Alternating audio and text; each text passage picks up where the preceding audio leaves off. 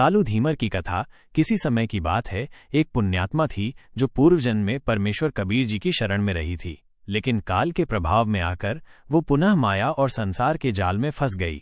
इस कारण अगले जन्म में उस पुण्यात्मा को एक धीमर मछुआरा के रूप में जन्म लेना पड़ा। अब वो मछलियां पकड़कर बेचता और उसी से अपना जीवन यापन करता। एक बार जिस राज्य में वो रहता था, वहां के सभी तालाबों की मछलियां उसने पकड़ ली थीं। धीरे धीरे तालाब खाली हो गए, लेकिन पड़ोसी राज्य का राजा बहुत धार्मिक व्यक्ति था, जिसने अपने राज्य में जीव हिंसा पर प्रतिबंध लगा रखा था। वहां के तालाबों में मछलियां सुरक्षित थीं।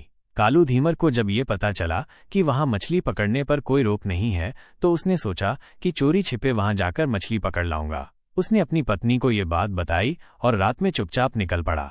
वह तालाब के किनारे पहुंचा, जाल डाला और मछलियां पकड़ने की तैयारी करने लगा। लेकिन रात ठंडी थी, इसलिए उसने हाथ सेकने के लिए लकड़ियां जलाकर आग जला ली।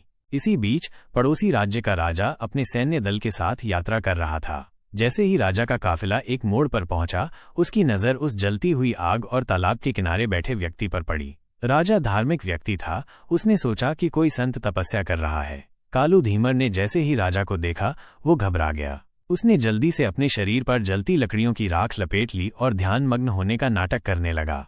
राजा ने समीप आकर प्रणाम किया और कोई उत्तर न मिलने पर सोचा कि संत मौन धारण किए हुए हैं। सम्मान स्वरूप राजा ने 5 सोने की अशर्फियां उनके चरणों में रख दी और अपने काफिले के साथ आगे बढ़ गया। कालू धीमर ये सब देखता रहा, लेकिन वो भय के कारण हिल भी नहीं सका। जब राजा चला गया तो उसने राहत की सांस ली।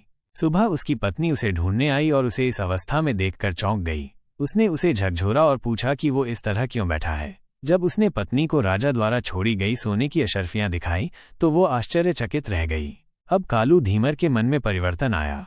उसने सोचा, जिस परमात्मा के नाम में इतनी शक्ति है कि बिना परिश्रम के भी जीवन यापन हो सकता है, उसके बिना संसार में क्या रखा है। कालू धीमर ने उसी समय निश्चय किया कि अब वो सांसारिक जीवन त्याग देगा और किसी सच्चे गुरु की शरण में जाकर साधना करेगा। वो घर लौटा, पत्नी से विदा ली और जंगल में चला गया।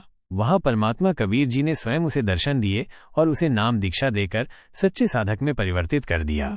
इधर देवर्षि नारद जी को एक दिव्य संदेश मिला कि उनका उद्धार तब होगा जब वे एक सच्चे संत से दीक्षा लेंगे। नारद जी गंगा स्नान के लिए जा रहे थे, तभी उन्होंने कालू धीमर को देखा।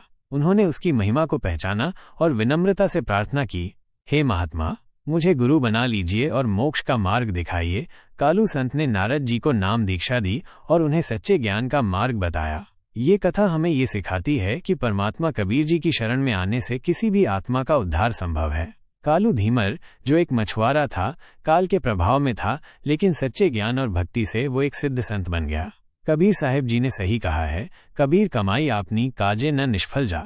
7 समुंदर आड़े पड़े मिले अगाध भंडार। यानी सच्ची भक्ति करने से आत्मा का कल्याण निश्चित होता है, चाहे कितनी भी बाधाएं क्यों न आएं।